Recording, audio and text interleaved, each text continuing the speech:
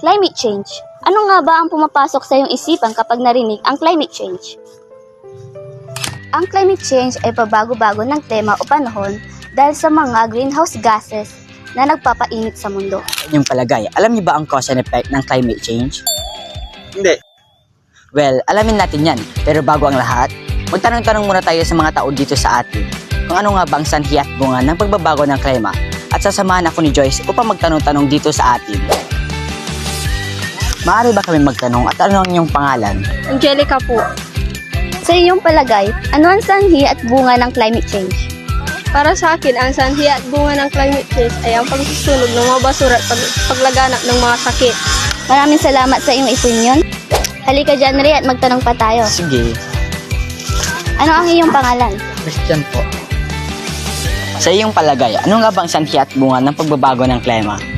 Sa aking palagay, ang sanhi at bunga ng climate change ay ang pagtatapon ng basura sa maling basuran at pagtaas ng temperatura. Maraming salamat sa iyong opinion. Tama naman ang mga sagot nila. So, simulan na natin. Madalas na sanhi ng climate change ay kadalasan na mention ng mga tao. Mostly, pagputol ng puno, usok galing sa mga pabrika at sasakyan, paggamit ng kuryente at iba pa. Meron tayong dalang uri nito. Ito ang natural at gawain ng tao. Sa natural, ito yung mismong mundo natin ang nagbabago and this is normal. Sa gawain naman ng tao, it's mga masasamang gawain na nakaka-apekto sa ating klima. Tulad ng nabanggit kanina. Wait lang. Paano naman effect nito? Oo nga, no? Wait, uy. Alam ko yun. Sige nga. Sige, alamin natin yan.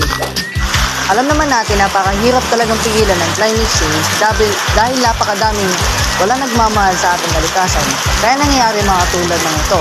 Tulad ng mga Tulad ng baha, tagtuyot, nagkakaroon ng mas maraming bagyo at pagguho ng lupa. Nagkakaroon din ng epekto sa araw-araw na kabuhayan ng tao, pagbaba ng produksyon sa agrikultura, at pagtaas ng bilang ng kaso ng iba't ibang karamdaman. Natapos na rin ang ating pag-google sa mga sanhi at bunga ng climate change. Sana magustuhan nyo ang aming presentasyon at sana may matutunan kayo.